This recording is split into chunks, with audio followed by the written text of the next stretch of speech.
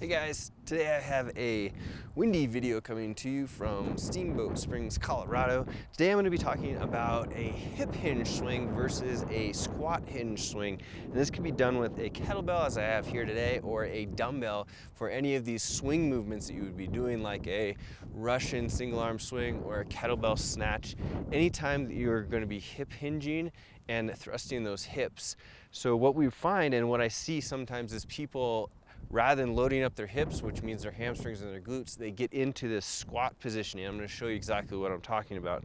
So for a hip hinge, or the way that we would like to do a swing or a snatch, like I had mentioned, is we come down here, we keep our back nice and flat, we bend our knees when we need to, but we swing the kettlebell back and we hip hinge in order to thrust our hips and launch the kettlebell or dumbbell into the air as we keep our weight on our heels. So if I'm going to swing to the side here, you can see that my hips flex, but my knees stay slightly bent, but not to the point where they're really bending.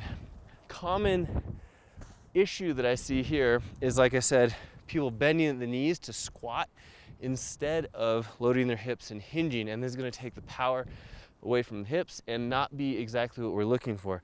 So what that looks like is we'll get people that go like this.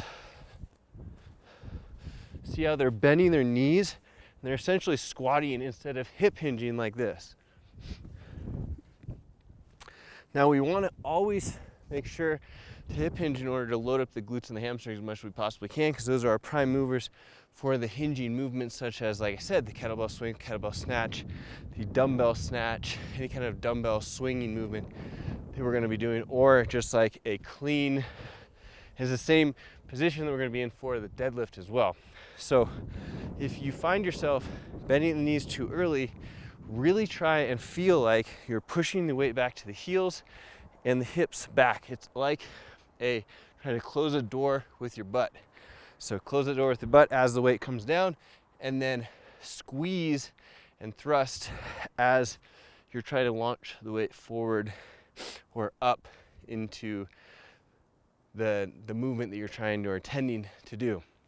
All right, guys, if you have any questions about this, let me know. All the other things apply as you're doing this. Weight on the heels, knees pointing in the direction of the toes or slightly to the outside, core engaged, chest up, shoulders back.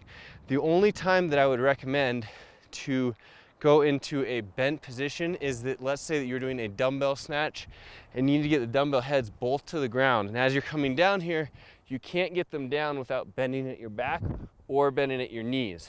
So in that case, I would recommend going here, bending at your knees, keep the back flat, and then coming back up and then continuing the hinge as you get out of that. But you want to make sure that you hinge at your hips all the way before bending at the knees. If you have any questions about it, let me know. Happy to answer them.